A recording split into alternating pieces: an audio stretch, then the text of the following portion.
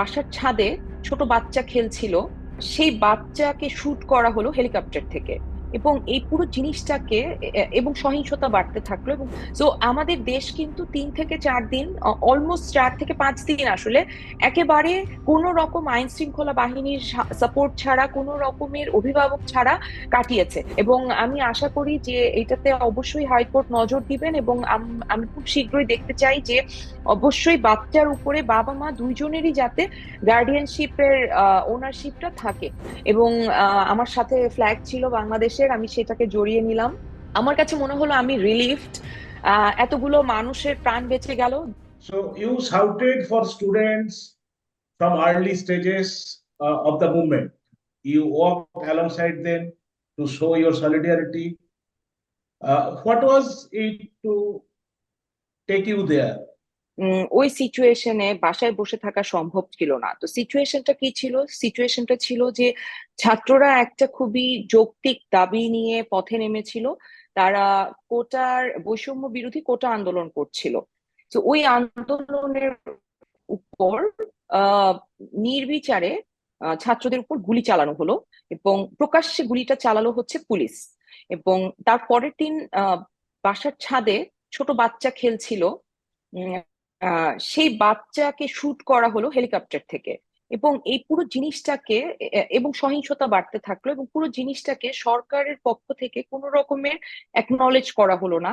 চোখের সামনে এভাবে রাষ্ট্রকে তার অ্যাকাউন্টেবিলিটি হারিয়ে ফেলছে দেখে মানে আমি আসলে বাসায় বসে থাকার মতো সিচুয়েশনে ছিলাম না। বিকজ আমার বাচ্চা বিকালে ছাদে খেলতে যায় আমার বাবার সাথে।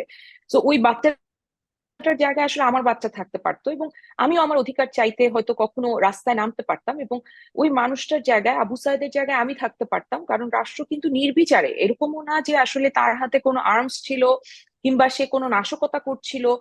সে জাস্ট একটা লাঠি নিয়ে বুক পেতে দাঁড়িয়েছিল, এবং পুলিশ তার উপরে একেবারে জাস্ট গুলি চালিয়ে দিল। আমাদের চোখের সামনে ছেলেটা মারা গেল। Yeah. So we saw from your social media post as well that you personally spent nights outside to hmm. resist looters, people who were looting. So can you please, how did this idea come to you that you should personally go to the streets? ওকে, এর আগে এটার একটু back স্টোরিটা বলি। আমাদের যে প্রাক্তন প্রধানমন্ত্রী যিনি পালিয়ে গেছেন, তিনি আসলে আমাদেরকে কিন্তু একটা খুবই ভয়ঙ্কর সিচুয়েশনে ফেলে চলে গেছেন। সেটা হচ্ছে উনি পালিয়ে গেছেন, উনি ওনার দলকে একেবারে পথে বসিয়ে গেছেন। এবং উনি যে দেশটাকে আসলে উনি শোষণ করছিলেন সেই দেশটাকেও কিন্তু তিনি একেবারে অভিভাবক শূন্য করে আহ কিছুক্ষণের মধ্যে ডিসিশন নিয়ে সে চলে গেছেন। এবং তার যে প্রশাসন, তার যে আসলে শান্তি শৃঙ্খলা বাহিনী, তার উপরে কিন্তু আমাদের আস্থা আগে থেকেই চলে গেছে। সামরিক বাহিনী আমাদেরকে কোনো রকমের সাপোর্ট দেয়নি। এবং শান্তি শৃঙ্খলা বাহিনী, পুলিশ বাহিনী, তারা আমাদেরকে কোনো রকম সাপোর্ট দিবে না, তারা স্ট্রাইকে চলে গেছে। এদিকে আমাদের যে মাননীয় রাষ্ট্রপতি আছেন, তিনিও কোনো রকমের অ্যাকশনে যাচ্ছেন না। তো আমাদের দেশ কিন্তু 3 থেকে 4 দিন, অলমোস্ট 4 থেকে 5 দিন আসলে একেবারে কোনো রকম আইন শৃঙ্খলা বাহিনীর সাপোর্ট ছাড়া, কোনো রকমের অভিভাবক ছাড়া কাটিয়েছে। তো এই এই সুযোগে অবশ্যই কিছু মানুষ কিন্তু বাংলাদেশে এখনো রয়ে গেছে, যারা খুব স্বাভাবিক, এটা সব দেশেই আছে, যারা সুযোগ সন্ধানী, যারা বেসিকলি লুট করতে চায়, যারা যারা চায় যে একটা ধর্মীয় উস্কানিমূলক কিছু করে একটা সহিংসতা সৃষ্টি করতে, অস্থিরতা তৈরি করতে। তো সেই মানুষগুলো সুযোগ পেল, এবং সুযোগ পেয়ে রাতের বেলা ডাকাতি করা শুরু করলো। এবং ট্রাফিক পুলিশ ছিল না, বাচ্চাগুলো, একেবারে ছোট ছোট বাচ্চাগুলো রাস্তায় দাঁড়িয়ে আসলে ট্রাফিক কন্ট্রোল করছিল। এবং রাতের বেলা আমরা বাধ্য হয়ে, যেহেতু আমাদেরকে আসলে কেউ সাপোর্ট দেওয়ার নাই, তখন যেটা হলো যে মসজিদ থেকে মাইকিং হচ্ছিল, আমার বাসার পাশেই মসজিদ, যে ডাকাত পড়েছে পাশের ব্লকে। সো আপনারা সবাই যে যেখানে আছেন অ্যালার্ট থাকেন, এবং আপনারা যে যা পারেন তা নিয়ে নিচে নেমে আসেন। তো যেহেতু আমি আমার বাসায় ছিলাম এবং আমি উঠে গেলাম, তো আমি ভাবলাম যে অনেকে হয়তো ভাবছে নামবে, অনেকে হয়তো সাহস করে নামতে পারছে না। তো আমি চিৎকার করে আসলে সবাইকে ডাকলাম এবং বললাম যে চলেন আমরা সবাই মিলে এটাকে প্রতিহত করি, আমাদের যার কাছে যা আছে আমরা সব নিয়ে নিচে নামি। From your different posts in social media, as we have seen that you are so relieved when that news have come that your former Prime Minister resign and flee from the country.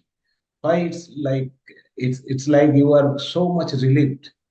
Tell us about your hmm feelings at that time when you got the news. আসলে আমার অগাস্টের 3 তারিখে আমি যখন স্টুডেন্টদের সাথে প্রটেস্টে যাই, আমার তখন ওই পালসটা দেখে, আমি স্টুডেন্ট এবং জনগণের যে পালসটা ছিল তা দেখে আমার মনে হয়েছে যে এই সরকারের আসলে পতন খুব শীঘ্রই হবে। কিন্তু 3 তারিখে 3 তারিখ রাতে প্রায় 1 থেকে 150 মানুষকে আবার হত্যা করা হয়। এবং আমরা আমরা আবার 4 তারিখে প্রটেস্ট করার জন্য নামি। এবং সেই দিন অনেক মানুষ হয় 4 তারিখে।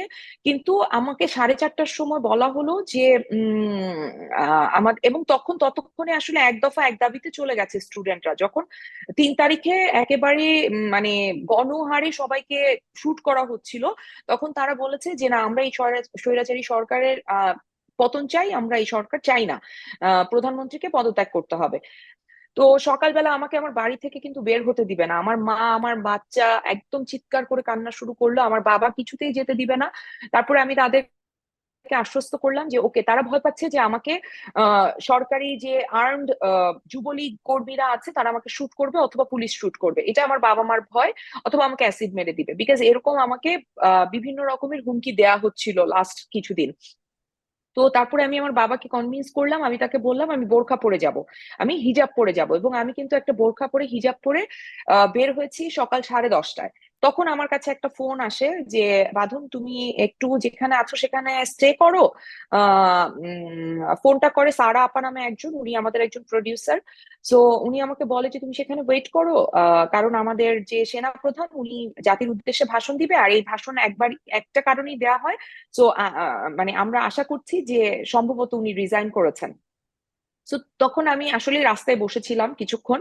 তারপরে তো খবরটা আসলো এবং আমি সাথে সাথে আমার বোরখা আমার হিজাব সব খুলে আমি রাস্তায় ফেলে দিলাম। এবং আমার সাথে ফ্ল্যাগ ছিল বাংলাদেশের, আমি সেটাকে জড়িয়ে নিলাম। আমার কাছে মনে হলো আমি রিলিফড, এতগুলো মানুষের প্রাণ বেঁচে গেল। যদিও আমাদের এই গণ অভ্যুত্থানের জন্য অনেক মানুষ শহীদ হয়েছেন, তাদের রক্তের বিনিময়ে আজকে আমরা আসলে এই স্বৈরাচারী সরকারের পতনটা ঘটেছে। Said that Bangabandhu is the father of the nation and he doesn't belong to any one party. But after Sheikh Hasina's resignation and exit, we have all seen what protesters and students did to Bangabandhu statues and photos across the country. Why did you think students and protesters did? ওকে, প্রথমে আমি যে কথাটা বলেছি সেটাকে আমি আবার repeat করছি। বঙ্গবন্ধু আমাদের জাতির পিতা। সে বঙ্গবন্ধু, সে কোনো দলকে বিলং করেন না, কিংবা কারো একার যে বাবা তাকে আলাদাভাবে ওন করে এরকম না। সে আমাদের জাতির পিতা এবং তার জন্যই 1971-এ আমাদের দেশটা স্বাধীন হয়েছে। বাংলাদেশ হতে পেরেছে শুধুমাত্র তার তার ডাকে। তো তাকে অসম্মান করা মানে হচ্ছে আসলে আমাদের নিজেদের অস্তিত্বকে অসম্মান করা এবং অস্বীকার করা। যারা এটা করেছেন তাদের প্রতি আমি ধিক্কার জানাই, এবং তারা ভীষণ অন্যায় কাজ করেছেন। এটাকে কোনোভাবেই জাস্টিফাই করা যাবে না। আমি ডক্টর মোহাম্মদ ইউনূসের রেফারেন্সে কথাটা বলতে চাই যে আজকে আসলে বঙ্গবন্ধুকে যে পরিমাণে অপমানিত হতে হয়েছে, আহ তার জন্য তার সন্তান, তার দুই কন্যা আসলে দায়ী। Rehana Mariam Noor was the first Bangladeshi film to be invited at the Cannes International Film Festival. Hmm And you were also the first Bangladeshi actor to walk the red carpet there, that too in a Jamdani saree. Can you please share your hmm experience? Definitely বাংলাদেশের রেহানা মারিয়াম নূর বাংলাদেশের প্রথম cinema যেটা কানজে officially selected হয়েছিল। এর আগে বাংলাদেশে কোনো cinema কানজের official সিলেকশনে যায় নাই। এবং আমি বাংলাদেশের প্রথম অভিনেত্রী যে রেড কার্পেটে হেঁটেছি, এবং আমি জামদানি পরেছিলাম। তো বাংলাদেশকে রিপ্রেজেন্ট করতে পেরেছি, এটা একটা অনেক বড় ব্যাপার, অনেক বড় দায়িত্ব ছিল কাঁধে। কিন্তু মানুষ ওখানে আমাদেরকে এত অ্যাপ্রিসিয়েট করেছে, এইভাবে আমার অভিনয়কে অ্যাপ্রিসিয়েট করেছে, আমাকে অ্যাপ্রিসিয়েট করেছে, ফিল্মটাকে অ্যাপ্রিসিয়েট করেছে, সেটা তো ডেফিনেটলি অনেক অনেক বড় পাওয়া। Uh, you are fiercely vocal about women's rights. We have seen many, hmm occasion being a social activist, taking part of rallies, protests. So, as a woman, of what are your expectation from the 4 members of this Dr. Yunus-led interim government? Yes, আমি এদের যারা আছেন, যেই 4জন আসলে নারী আছেন, তাদেরকে আমি মোটামুটি সবাইকে চিনি, মানে খুব পার্সোনালি আমার হয়তো জানাশোনা নাই, বাট আমি তাদের সবাইকে জানি। এবং সবার সম্পর্কে আমার একটা কথাই বলার আছে, যে প্রত্যেকটা মানুষই হচ্ছে অসম্ভব শক্তিশালী এবং অসম্ভব সৎ, অসম্ভব ভালো মানুষ, এই 4জন নারী যারা আছেন।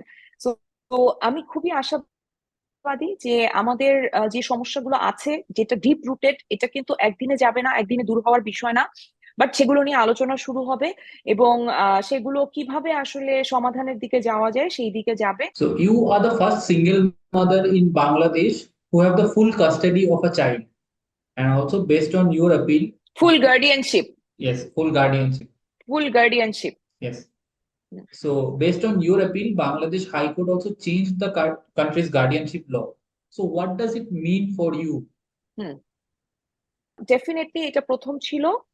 আর আরেকটা হচ্ছে যে হাইকোর্টের যে রুলটা জারি করেছে, এইটাতে বেসিকলি আমার ভার্ডিক্টটাকে এক্সাম্পল হিসেবে দেখানো হয়েছে, নট যে আমার এটার উপরে বেস করে 4-5টা আরো এক্সাম্পলের সাথে এইটাকেও এক্সাম্পল হিসেবে আমার ভার্ডিক্টটাকে দেখানো হয়েছে, যে যেহেতু এইরকম করা সম্ভব, একটা মা তার বাচ্চার সম্পূর্ণ ভরণ পোষণ করতে পারছে, সে তার বাচ্চার সোশ্যাল, ইকোনমিক্যাল, ফিনান্স, মানে economical and social and mental সবকিছু সাপোর্ট দিতে পারছে। সো এটা সম্ভব যে একটা মাও আসলে এই দায়িত্বটা নিতে পারে। কারণ যখন এই ল গুলো করা হয়েছিল কয়েক হাজার বছর আগে, তখন আসলে এটা করা হয়েছিল এটার উপর বেস করে যে সোসাইটিতে মেয়েদের আসলে কোনো রকম ওই রকম এক্সিস্টেন্স ছিল না, তারা কোনো মানে তখন তাদেরকে আসলে জীবন্ত কবর দেয়া হতো। তো সেই যুগের একটা ল কিভাবে এখনো পর্যন্ত ভ্যালিড হয়, সেটারই আসলে কোনো লজিক তারা খুঁজে পাচ্ছেন না, এবং এটা নিয়েই আসলে হাইকোর্টের এই রিটটা করা হয়। এবং আমি আশা করি যে এটাতে অবশ্যই হাইকোর্ট নজর দিবেন, এবং আমি খুব শীঘ্রই দেখতে চাই যে অবশ্যই বাচ্চার উপরে বাবা মা দুইজনেরই যাতে গার্ডিয়ানশিপের ওনারশিপটা থাকে, যাতে মাকে বঞ্চিত করা না হয়। কারণ আমাদের ধর্মের যে লটা, তাতে হচ্ছে বাবা জীবিত থাকা অবস্থায় মা কখনো গার্ডিয়ান হতে পারবে না। Your Bollywood debut with a supporting role in Vishal Bharadwaj Khupia. Your performance and chemistry with Tabu in a film was much appreciated by the critics and fans as well. So tell us your experience of working with Vishal Bharadwaj and Tabu. ওকে, এই ফিল্মটা করতে গিয়েও আমাকে আসলে অনেক কিছু face করতে হয়েছে, কারণ আমি ওদের কাস্টিং লিস্টে ছিলাম না। তো যারা ছিলেন তারা আসলে ডিনাই করেছেন। বাংলাদেশি অনেক অ্যাক্ট্রেস ছিলেন যারা এটা করতে চান নাই, যেহেতু এখানে জামাত আছে এবং এখানে হোমোসেক্সুয়ালিটি আছে। তো অনেকে ডিনাই করেছে, করতে চান নাই। তো যখন আমার কাছে ক্যারেক্টারটা আসে থ্রু অনুরাগ কাশ্যপ, তো অনুরাগের থ্রুতে আমার কাছে আসে, তো আমি অডিশন দেই এবং আমাকে সিলেক্ট করা হয়। এবং আমি খুবই লাকি যে আমি আসলে বিশাল ভারদ্বাজের মতো এত বড় একজন ডিরেক্টরের সাথে কাজ করার সুযোগ পেয়েছি। উনি শুধু একজন ভালো ডিরেক্টর না, উনি অত্যন্ত ভালো একজন মানুষ, যে আমাকে এত ভালোভাবে ওয়েলকাম করেছে, যে তার ব্যবহারের জন্য তার পুরো টিম আমার সাথে অনেক ভালো ছিল। তাবুকে আসলে আমি কি বলবো, তার সাথে আমার অন স্ক্রিন একটা কেমিস্ট্রি দেখানোর দরকার ছিল, যে তার প্রতি আমার একটা ভালো লাগা আছে। এই ভালো লাগাটা আমি অনেস্টলি বলি যে আমি সবাইকে বলেছি, আমাদের দেশের ইন্টারভিউতে আমি বলেছি যে আমি সিরিয়াসলি তার প্রেমে পড়ে গেছি। কারণ এত ভালো একজন মানুষ হতে পারে, এত বড় একজন অ্যাক্ট্রেস, কিন্তু সে এত ডাউন টু আর্থ এবং এত হাম্বল, এত কাইন্ড, এবং কো অ্যাক্টরকে আসলে এত সুন্দর করে ট্রিট করেন, যে আমাকে খুব একটা অ্যাক্টিং করতে হয় না। আমি সত্যি সত্যি তার প্রেমে ছিলাম। Okay, thank you so much for your precious time. হ্যাঁ, Thank you, Madhav. Thank you, It was, thank it you was a আমাকে lovely, ইনভাইট it was করার a জন্য। lovely conversation with you.